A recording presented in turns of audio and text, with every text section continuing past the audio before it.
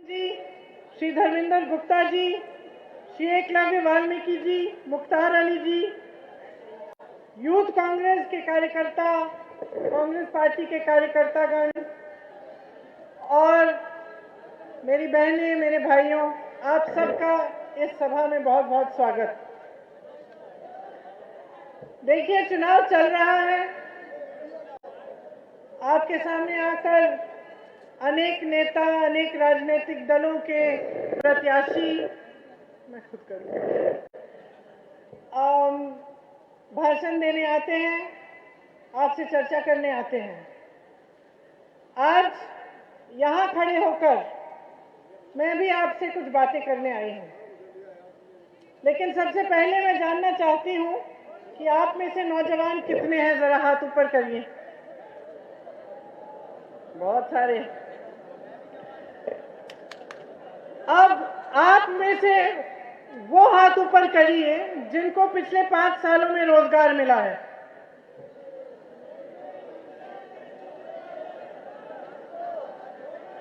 एक भी नहीं,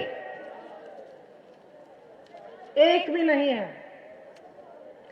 आपके प्रदेश की समस्याएं क्या हैं? क्या समस्याएं हैं? जब राजनीतिक दल के नेता आपके सामने आकर कहते हैं कि किसी की गर्मी निकालेंगे, क्या यह आपकी समस्या है? जब कहते हैं कि किसी की चर्बी निकालेंगे, क्या यह आपकी समस्या है? मैं उनसे पूछना चाहती हूं कि भर्तियां क्यों नहीं निकाल रहे हैं, रोजगार क्यों नहीं निकाल रहे हैं? 5 सालों से सरकार में रहे हैं। आप जैसे तमाम बेरोजगार नौजवान इस पूरे प्रदेश में फैले हुए हैं। आपको समझना चाहिए, सोचिए, ध्यान से सुनिए कि नेता आपके सामने क्या कह रहा है। क्या आपकी विकास की बात कर रहा है या अपने विकास की बात कर रहा है? क्या आपकी भलाई की बात कर रहा है या अपनी भलाई की बात कर रहा है? क्या आपको आगे बढ़ाने की बात कर रहा है या अपने आप को आगे बढ़ाने की बात कर रहा है? यहां बेरोजगारी चरम पे है। सरकार ने क्या किया? जितनी भी पीएसयू थी, जितने पीएसयू थे, तकरीबन सारे के सारे कुछ अपने दोस्तों को सौंप दिए। रोजगार कहां से आते हैं? वहीं से आते हैं। जितने भी छोटे दुकानदार हैं, छोटे व्यापारी हैं, मध्यम व्यापारी हैं, जिनमें से मैं जानती हूं कि आप भी हैं, वहीं से रोजगार बनते हैं। आप रोजगार बनाते हैं। आपके छोटे मैन्युफैक्चरिंग की यूनिट, आपके छोटे दुकान, ठेले कुंचे वाले जो मैन्युफैक्चरिंग करके यूनिट बनवा के जो एक्सपोर्टर्स को आप बनवा के सामान दिलवाते हैं, जो दुकानों में आप बेचते हैं, यहां से रोजगार पैदा होता है। इसके लिए सरकार ने क्या किया? आपको मजबूत बनाने के लिए सरकार ने क्या किया? आपको कमजोर बनाया है। सबसे पहले नोटबंदी लाए। ठीक है, पुरानी बात है, लेकिन पुरानी बात को समझिए। उससे किसको नुकसान हुआ? जिनके पास काला धन था, क्या उनका नुकसान हुआ? वो तो फूल रहे हैं, फल रहे हैं। कहां आया काला धन? मैं इस बात को अब फिर से क्यों दोहरा रही हूं? क्योंकि ये शुरुआत थी। नोटबंदी शुरुआत थी। आप जैसे लाखों छोटे दुकानदार जो छोटे छोटे कारोबार करते हैं, जो छोटे छोटे यूनिट चलाते हैं, लाखों लोगों की बर्बादी वहां से शुरू हुई। नोटबंदी हुई, उसके बाद आप पे जीएसटी थोपा गया, तमाम संकट पैदा किया आपके लिए। फिर कोरोना आया, कोरोना में लॉकडाउन हुआ। किसका नुकसान हुआ? सबसे ज्यादा नुकसान स्मॉल एंड मीडियम बिजनेस, छोटे और मध्यम जो कारोबार थे, उनका हुआ। इससे क्या हुआ देश को? इसी से देश की अर्थव्यवस्था ठप हो रही है। इसीलिए रोजगार कम बन रहे हैं। लेकिन भाजपा की सरकार केंद्र में भी है, प्रदेश में भी है। इन्होंने क्या किया आपको मदद करने के लिए? कुछ नहीं किया। आपको मजबूत बनाने के लिए इतनी भीषण परिस्थितियों से आप गुजर रहे थे। कोरोना आया, लॉकडाउन हुआ, आज उनके प्रधानमंत्री कह रहे हैं कि कांग्रेस पार्टी ने मुफ्त में टिकट दिया घर जाने के लिए तमाम श्रमिकों को, तो हम ही ने कोरोना को फैलाया। आप सोच समझिए, सोच समझिए। पूरी दुनिया देख रही थी, लाखों श्रमिक बड़े बड़े शहरों से पैदल चल रहे थे अपने घर तक। कोई बच्ची अपने पिताजी को साइकिल पे बिठाकर 600 किलोमीटर बिहार तक गई। एक माँ अपनी गोद में अपने बच्चे को उठाकर 500 किलोमीटर चली। एक माँ का देहांत बिहार के एक रेलवे स्टेशन में हुआ। बच्चे सामने खड़े थे, माँ को उठाने की कोशिश कर रहे थे। क्या हम सब भूल गए हैं? और हमारे प्रधानमंत्री कहते हैं कि हमने उनको मदद करके गलती की। हम पर आरोप लगाते हैं, जब वो अपने घर में बैठे रहे। कभी निकले अपने घर से? उस समय मदद की उन्होंने? ट्रेनों की व्यवस्था की, बसों की व्यवस्था की, किसी एक गरीब की मदद की? नहीं की। क्यों नहीं की? बहनों और भाइयों, समझ लीजिए क्यों नहीं की। क्योंकि इनकी सरकार किसी गरीब की सरकार नहीं है। किसानों ने आंदोलन किया, आप सब उसमें शामिल भी हुए होंगे। यहां का एक बच्चा शहीद हुआ, मैं उस समय आई थी। कितने किसान शहीद हुए?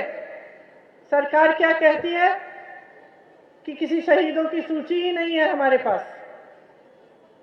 आपको आप आंदोलन कर रहे थे, आपको बाहर बैठे रहने दिया। सर्दी में आप बैठे, गर्मी में आप बैठे, कुछ भी हुआ, कोरोना आया, फिर भी आप बैठे रहे। आप अपने हक के लिए हक को मांग रहे थे, आप अपने हक के लिए आंदोलन कर रहे थे। कोई आपके पास नहीं आया, किसी ने आपकी मदद नहीं की। आवारा पशु चल रहे हैं आपके खेत, कोई मदद नहीं कर रहा है। आपको खाद नहीं मिलता, कोई मदद नहीं करता। गेहूं का दाम नहीं मिल रहा है। चुनाव आया, 50 रुपए बढ़ा दिया। चुनाव आया, डर गए, कानून वापस ले लिए। लेकिन उससे पहले जब चुनाव नहीं था, तब क्या नीयत थी इनकी? और वो कानून क्या थे? वो कानून थे वही कानून थे जो आप जैसे मेहनती किसानों की जो मेहनत है, वो सब अपने बड़े बड़े दोस्तों को सौंपने वाले थे। आपकी खेती, आपका खून पसीना, और किसी और को देना चाह रहे थे इसका फायदा। और ये बार बार हो रहा है, बार बार हो रहा है। चाहे आप रोजगार के मामले में देखें, चाहे आप किसानों के मामले में देखें, चाहे आप किसी भी इशू को उठा के देखिए। जब अत्याचार होता है महिलाओं पर, किसकी मदद होती है? क्या उस गरीब महिला की होती है? हम जाते हैं वहां, आंदोलन करते हैं कि एफआईआर तो लिख लीजिए। एफआईआर भी नहीं लिखा जाता उस महिला के लिए, क्योंकि वो गरीब है और अत्याचार करने वाला सत्ता पक्ष में है। अत्याचार करने वाले के पास पैसे हैं, सत्ता है। ये है सरकार जो महिलाओं की भी मदद नहीं करते जब वो गरीब होती हैं। ये पूरी सरकार, इसकी नीयत सिर्फ और सिर्फ अमीरों के लिए है। इनके मंत्री के पुत्र ने 6 किसानों को कुचला, क्या उसने अपना इस्तीफा दिया? हमारे प्रधानमंत्री जी बहुत नेक हैं, सब कहते हैं बहुत अच्छे हैं, बहुत नेक हैं, तो उन्होंने इस्तीफा क्यों नहीं मांगा? इस्तीफा क्यों नहीं मांगा अपने मंत्री से? क्या देश के प्रति कोई नैतिक जिम्मेदारी नहीं थी उनकी? आज उस लड़के को जमानत मिली है, थोड़े ही दिनों में खुल के घूमेगा फिर से, जिसने आपको कुचल डाला। इस सरकार ने किसको बचाया? उन किसानों के परिवारों को बचाया? उनकी जो पुलिस थी, प्रशासन थी, कहां थी वो जब उनको कुचला? कहीं नहीं थी। मैं बताती हूं कहां थी। जब हम जैसे लोग वहां उनके परिवारों से मिलने जा रहे थे, तो हमें रोकने में लगी थी। पूरी तमाम प्रशासन, तमाम पुलिस सड़क पे खड़ी थी, बीच रात तक, 4-4 बजे तक। हम किसका नुकसान करने जा रहे थे? जिसका नुकसान हुआ उसको तुमने बचाया नहीं। जिसने नुकसान किया उसका बाप तुम्हारे साथ स्टेज पे खड़ा होता है आज भी। एक प्रधानमंत्री, एक सरकार की एक नैतिक जिम्मेदारी होती है अपने देश के प्रति। उस जिम्मेदारी को निभाना उसका धर्म होता है। हर धर्म से ऊपर होता है वो धर्म। और जो नेता, जो प्रधानमंत्री, जो सरकार उस धर्म को निभाना नहीं जानती, उस सरकार को नकारो।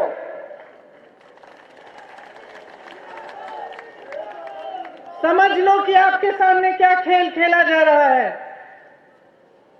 समझ लो, बहुत समझदार हो आप, बहुत विवेक है आप में। उत्तर प्रदेश की जनता से मैंने बहुत सीखा है। सबसे पहले ये सीखा है कि आप जानते हैं कि आपके लिए, आपके हित में कौन काम करता है, तो बहक क्यों रहे हैं? तो जातिवाद और सांप्रदायिकता के भाषणों को सुन सुनकर, कि व्हाट्सएप देख देख कर आप बहक रहे हैं। क्यों बहक रहे हैं? समझ में नहीं आ रहा है आपको? इससे आपका विकास नहीं हो रहा है, इससे नेताओं का विकास हो रहा है, इससे आप आगे नहीं बढ़ रहे हैं, इससे गिनी चुनी पार्टियां आगे बढ़ रही हैं। और वो पार्टियां क्या कर रही हैं? आपकी सारी संपत्ति अपने दोस्तों को दे रही हैं। समझ लीजिए, ध्यान से सुनिए लोगों के भाषण, पूछिए उनसे कि आपके लिए क्या कर रहे हैं। कोई जवाब नहीं मिल पाएगा उनसे। जो आपको बांट कर, आपका बंटवारा करके आगे बढ़ेंगे, वो कभी आपका विकास नहीं कर सकते। समझ लीजिए इस बात को। सोचिए इनकी क्या क्या नीतियां हैं। आपको राशन देते हैं ना, राशन मिलता है। ये परिस्थितियां आ गई हैं क्या इस देश में कि गरीब आदमी को उस राशन के एक बोरे पर निर्भर कर दिया है? क्या हमेशा ऐसा होता था? ये 70 सालों की बात करते हैं। क्या 70 सालों में ये हुआ कि आप एक राशन के बोरे पर निर्भर थे? कि आपके लिए रोजगार बनाए गए, आपको गरीबी रेखा से ऊपर उठाया गया, आपके लिए संस्थाएं बनाई गई, आईआईटी बनी, आईआईएम बनी आपको पढ़ाने के लिए, आपकी शिक्षा के लिए, एम्स बनी आपकी सेहत के लिए, सुविधा देने के लिए। विकास हुआ। आज 7 साल हो गए इनके राज में, अभी भी 70 सालों की बात कर रहे हैं। क्यों? क्योंकि कुछ कहने का नहीं है, सिर्फ लड़ाने की बात करते हैं, सिर्फ नकारात्मक बातें करते हैं। आपके सामने बताए तो सही, किया क्या है इन्होंने? आपने खुद मुझे दिखाया, एक रोजगार पैदा नहीं किया। रोजगार घटे हैं इनके राज में। क्या आप सबने मेहनत से, अपने खून पसीने से अपने बच्चों को इसलिए पढ़ाया कि वो बेरोजगार टहलें? क्या इसलिए पढ़ाया आपने? क्या ये बच्चे जब परीक्षाएं देते हैं भर्ती के लिए, तो क्या सालों इंतजार करते रहें? क्या इसलिए परीक्षा देते हैं कि रद्द हो जाए परीक्षा?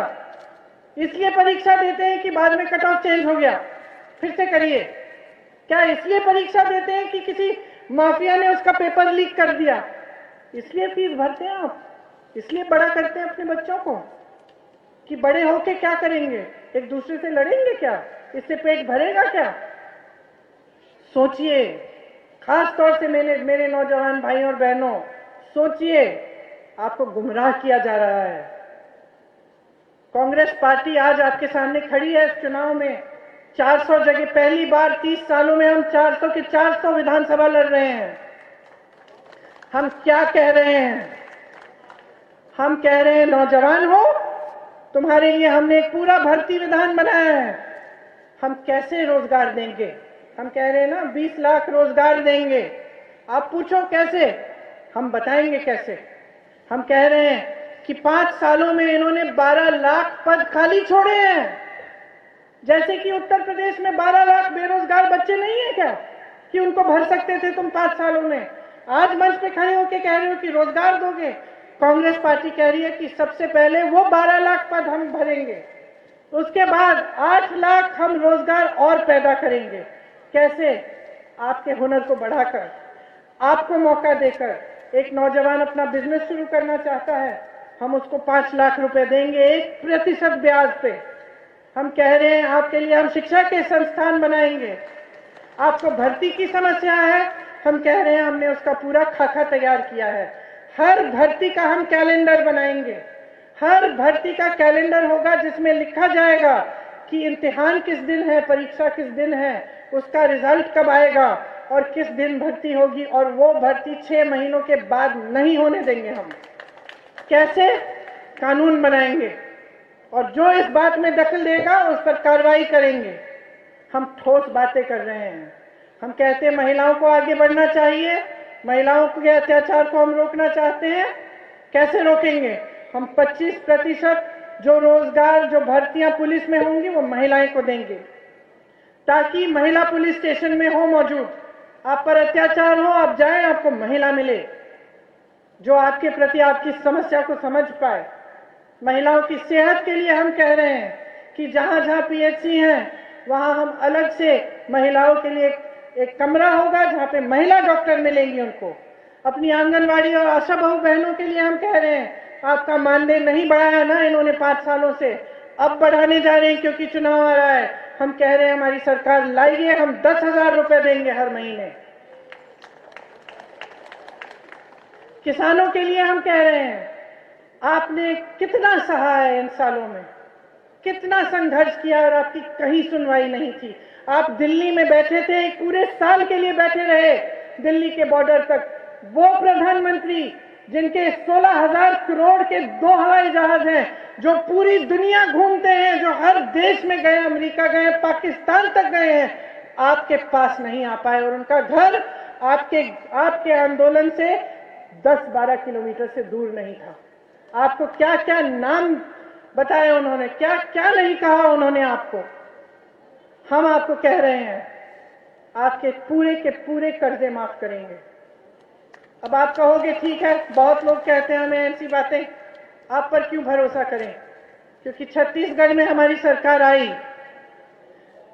मुख्यमंत्री जी ने शपथ लिया, 3 घंटे बाद किसानों का कर्ज माफ करना शुरू किया। इसीलिए आप भरोसा कर सकते हैं हम पे।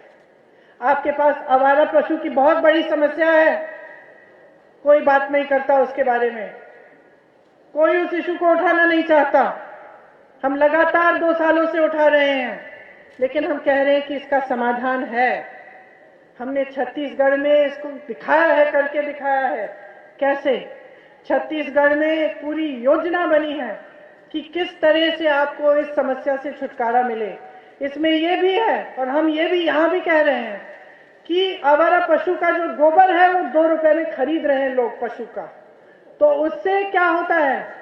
सरकार खरीद रही है 2 रुपए में,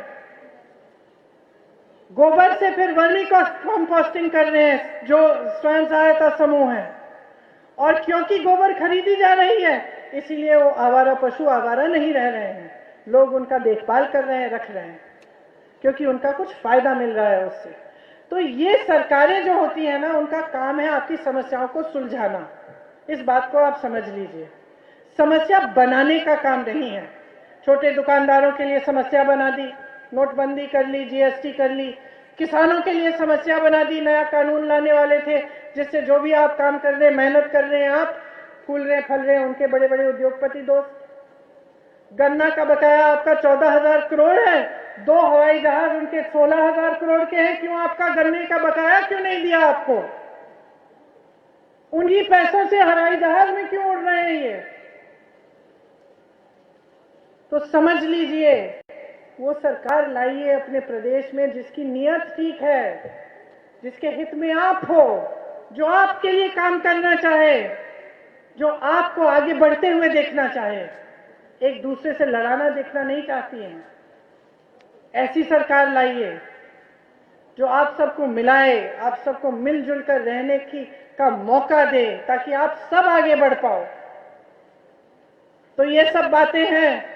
मैं सिर्फ आपसे एक आग्रह करना चाहती हूं, आप सबके घोषणा पत्र पढ़िए, ऑनलाइन मिल जाएंगे, सबके भाषण सुन लीजिए और खुद तुलना करिए कि आपके लिए लड़ा कौन है, आपके लिए खड़ा कौन है, आपके लिए काम कौन करेगा, आपके लिए सही नीति कौन लाएगा, आपका विकास कौन कर रहा है, और इसी को वोट दीजिए, उसी को वोट दीजिए। और मैं दावे के साथ कह सकती हूं कि जब आप सबकी तुलना करेंगे तो कांग्रेस पार्टी सबसे ऊपर आएगी। संजय कपूर जी यहां से चुनाव लड़ रहे हैं, आप इनको अच्छी तरह से जानते हैं। मैं भी इनका भाषण भी सुन रही थी। इनकी अच्छी छवि है, ईमानदार छवि है, और काम करते हैं आपके लिए। इनको मजबूत बनाइए, कांग्रेस पार्टी को जिताइए इस चुनाव में, क्योंकि हमारी जीत से आप जीतेंगे। और ये जो राजनीति चल रही है, जो सिर्फ आपको गुमराह करने वाली राजनीति, बड़े बड़े विज्ञापनों में खूब खुशहाली दिख रही है, मैं घर घर में जाती हूँ, घर घर में जाती हूँ और सिर्फ गरीबी दिख रही है, सिर्फ गरीबी, सिर्फ संघर्ष, सिर्फ संकट। ये किसी के घर में नहीं जाते, किसी के संकट में उनके पास नहीं जाते, न किसानों के पास आए, न शहीदों के घर गए, न किसी महिला के घर गए जिस पे अत्याचार हो रहा था, न किसी गरीब का हाथ पकड़ के उन्होंने पूछा कि तुम कैसे हो। तो इनको क्या मालूम, इनको तो खुशहाली ही दिख रही है, लेकिन सच्चाई आप जानते हैं। मैं इस सच्चाई के आधार पर आपसे वोट मांग रही हूँ, इस सच्चाई के आधार पर कह रही हूँ, आप जब वोट डालने जाएंगे तो सोच समझ के डालिए, अपने लिए डालिए ये वोट। आप सबको बहुत बहुत धन्यवाद, आपने मेरी बातें सुनी। जय हिंद, जय हिंद।